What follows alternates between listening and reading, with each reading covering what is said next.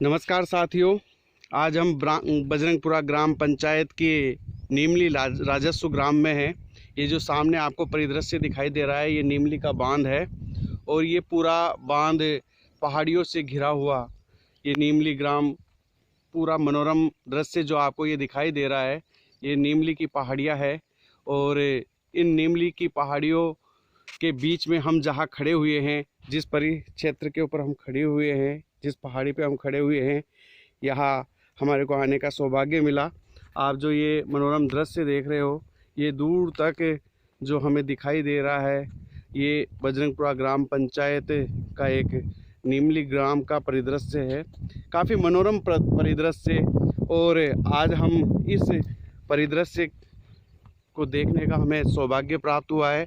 और आज हम जहाँ यहाँ पहुँच पाए हैं, वहाँ पर मैं आपको बता दूं कि आज मैं आपको यहाँ जो लेकर के आया हूँ, ये हमारे मित्र है बजरंगपुरा के वर्तमान सरपंच रामनिवास जी मौर्य।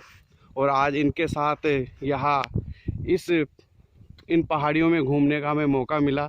और जब हम यहाँ पहाड़ियों पर विचरण करते हुए यहाँ नीमली बांध के पास में यहाँ बैठ कर के हम विचरण कर रहे थे, तभी हमारे को यहाँ पर प्राचीन सभ्यता के अवशेष दृष्टिगत हुए हैं। और इसके लिए मैं रामनिवास जी मौर्य साहब को धन्यवाद देना चाहूँगा कि इनके सानिध्य में हमें यहाँ आने का मौका मिला। और इस परिक्षेत्र में भ्रमण करते हुए हमारे को यहाँ ये जो आप ये जो गुफा देख रहे हो, ये जो पहाड़ी देख रहे हो, इस पहाड़ी में यहाँ से इसमें हमारे को एक गुफा मिली है। प्राचीन सभ्यता के अवशेष वहाँ होने की पूरी संभावनाएं हमें दृष्टिगत हो रही है। वहाँ से हमारे को शैलचित्र आदि भी प्राप्त हुए हैं। वो पाषाण कालीन सभ्यता के आदि मानव के यहाँ पर निवास करने की संभावनाएं हमें दिखाई दे रही है यहाँ पे। और यहाँ से हमें मृद भांड आदि भी प्राप्त हुए हैं। ये बड़ी ही सुरम्य पहाड़ियाँ, और यहाँ पर यह है बांध, नीमली का बांध, और बहुत ही अच्छा रमणीय स्थल। मौर्य जी हमारे साथ में है, हमारे साथी है।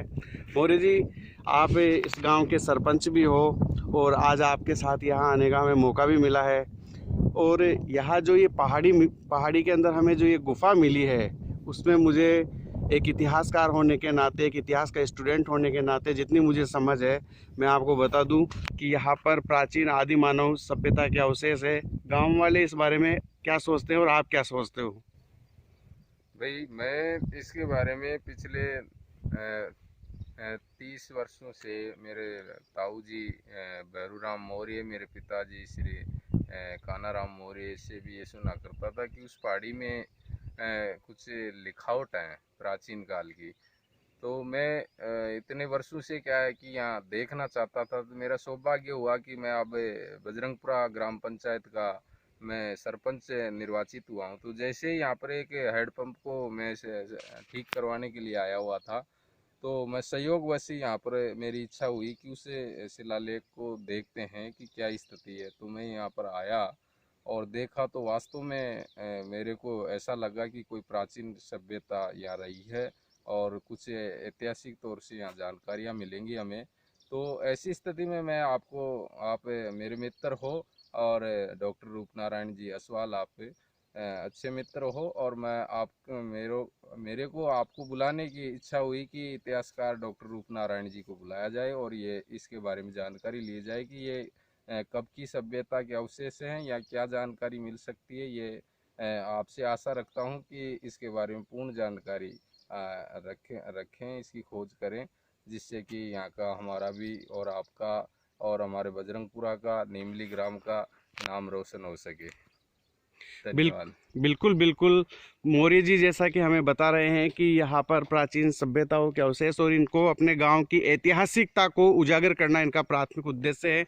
और इसके लिए इन्होंने भरसक प्रयास भी कर रहे हैं। अब मैं आपको धीरे धीरे कदमों से वहाँ लेके चलूँगा जहाँ पर आदि मानव सभ्यता के अवशेष होने की संभावनाएँ है। और पूरी तरीके से एक गुफा ऐसी बनी हुई है जिसमें आदि मानव निवास करते थे। वहाँ से हमें मृदभांड के अवशेष भी प्राप्त हुए हैं। और शैल चित्र, सबसे बड़ी विशेषता है कि हमारे को यहाँ से शैल चित्र प्राप्त हुए हैं और हम अब वहाँ चल रहे हैं। ये काफ़ी लंबी गुफा है, लगभग 15 मीटर लंबी गुफा। ये देखिए आप, बहुत ही महत्वपूर्ण गुफा है। यहाँ पर भोजन आदि पकाने के लिए भी व्यवस्थाएं की गई है। यहाँ राख का ढेर भी हमें प्राप्त हुआ है, मृदभांड आदि भी मिले हैं। ये पूरी गुफा काफ़ी लंबी है, ये बड़ी पहाड़ी है और इस पहाड़ी में के नीचे से यह एक गुफा बनी हुई है। और इस गुफा का एक के पीछे से मैंने आपको दरवाज़ा दिखाया है, मुख्य प्रवेश द्वार आपको बताया। और अब मैं आपको लेके चलता हूँ इससे आगे।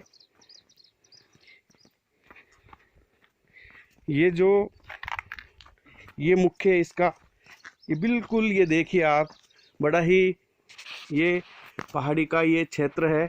और ये आप देखोगे, ये देखिए आप, यहाँ आपको यह एक चित्र दिखाई दे रहा है। ये पूरी तरीके से एक मछली की आकृति का चित्र है जो काफ़ी अच्छा है। ये एक पक्षी का चित्र है जिसका हम विश्लेषण करेंगे और उसके बाद में हम बता पाएंगे कि ये वास्तव में किस पक्षी का चित्र है।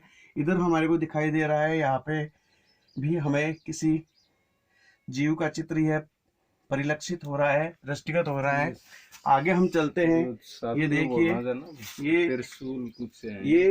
ये आकृतियां अपने आप में एक स्पेशल है।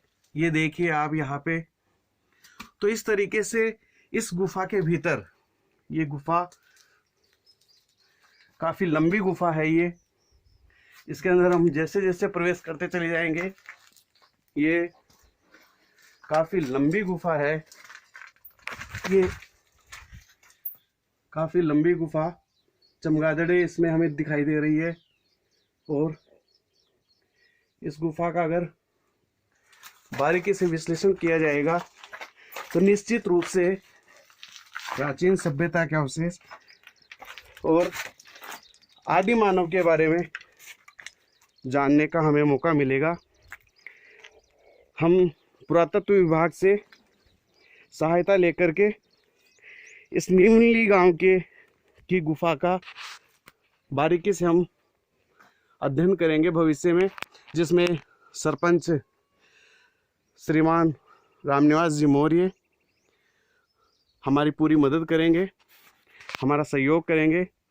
मैं खुद लेटर तैयार करके इनके अनुशंसा से, सरपंच साहब की अनुशंसा से आर्कियोलॉजी डिपार्टमेंट में भिजवाने की कोशिश करूंगा, इसी आशा और विश्वास के साथ कि आने वाले समय में आपको यहाँ से प्राचीन सभ्यता के प्रागैतिहासिक कालीन इतिहास के स्रोतों के साथ में आपको, और ये नीमली नदी यहाँ से प्रवाहित होती है और यह साबी नदी की एक सहायक नदी मानी जाती है। आगे जाकर के खारी नदी के नाम से इसको जाना जाता है। मैं आपको बता दूं कि यहाँ से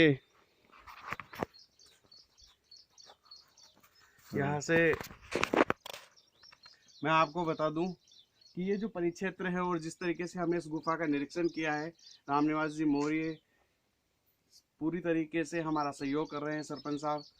और प्रागैतिहासिक कालीन इतिहास के आदि मानव के यहाँ निवास करने के ये साक्ष्य हमें प्राप्त हुए हैं। और आर्कियोलॉजी डिपार्टमेंट की सहायता से हम इन चित्रों का अन्वेषण करेंगे, इन चित्रों का पठन पाठन करने की कोशिश करेंगे। और अंदर ये गुफा मेरे को लगता है कि कम से कम 20-25 मीटर अंदर नीचे इसका और गहराव है, उसका भी हम उत्खनन के माध्यम से उसको खोज करके और दुनिया के सामने लाने की कोशिश करेंगे, जिससे हमारे अतीत के इतिहास की जानकारी मिले। क्योंकि ये क्षेत्र एक ऐसा क्षेत्र है जो अगर हम देखें तो विराटनगर और इधर गणेश्वर, वहाँ से भी हमें सभ्यता के अवशेष मिले हैं। विराटनगर सभ्यता है, गणेश्वर सभ्यता है, और इन सभी सभ्यता उधर हम देखते हैं कि वहाँ माधववेणी नदी वहाँ प्रवाहित होती थी वहाँ भी हमारे को बिशनगढ़ के आसपास प्राचीन सभ्यता के अवशेष मिलने की संभावना है। और इन्हीं संभावनाओं को मद्देनजर रखते हुए यहाँ पर ये कार्य किया जा रहा है। और निश्चित रूप से यहाँ आदि मानव के निवास स्थान मिल रहे हैं। ये गुफा जो हमें मिली है ये इसका प्रमाण है। और शैल चित्र जो हमें प्राप्त हुए हैं, मृदभांड जिस तरीके से हमें मिले हैं, जो एक आदि मानव सभ्यता के यहाँ विकसित होने के प्रमाण हमें परिलक्षित करवाते हैं। तो इस प्रकार से हम कह सकते हैं कि यह गांव एक ऐतिहासिक गांव रहा है जहां आदि मानव ने अपना रह करके अपना जीवन यापन किया था।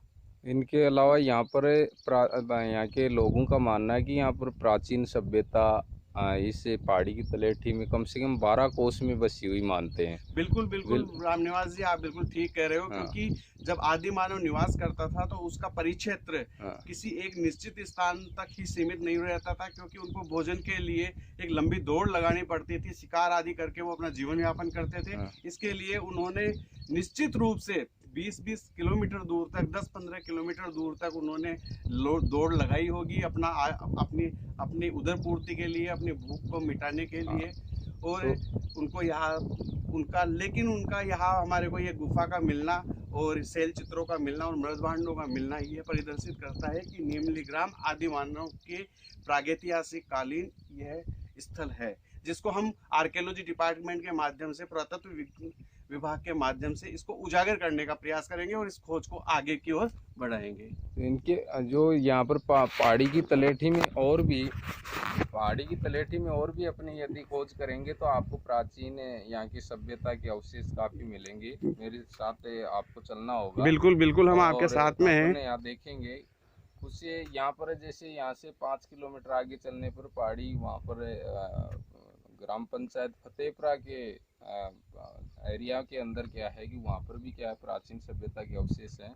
और वहाँ पर कुछ या तो मेरा मानना है कि मध्यकाल की या मुस्लिम काल की है ना, जो कुछ वहाँ पर बसावट हो सकती है। तो वहाँ पर प्राचीन संपत्ति भी भंडार की मेरे को आशंका। मध्यकाल का तो खैर वहाँ पे संभावनाएं कम नजर आती है मौर्य जी, लेकिन निश्चित रूप से प्राचीन कालीन सभ्यता के अवशेष हमारे को यहाँ मेरे को मिलेंगे। क्योंकि मैंने जब यहाँ मनोहरपुर शाहपुरा क्षेत्र का ऐतिहासिक एवं सांस्कृतिक अध्ययन रिसर्च कार्य किया था, तब जाज्य कला यहाँ से आपके बिल्कुल पहाड़ी के पीछे वाली साइड में ही है। वहाँ से भी हमें सुनार की हाट मिली है जो कि ताम्रपाषाण युगीन सभ्यता को वो परिलक्षित करती है। और जिस तरीके से ये सभ्यता मिली है, हो सकता है कि ये ताम्रपाषाण युगीन काल हो या प्रागैतिहासिक काल हो। तो इनमें क्या स्थिति रहेगी, इसका भी हम बारीकी से अध्ययन करेंगे। उसके बाद ही हम आपको आगे की कार्यवाही करके बता पाएंगे। धन्यवाद। Thank you.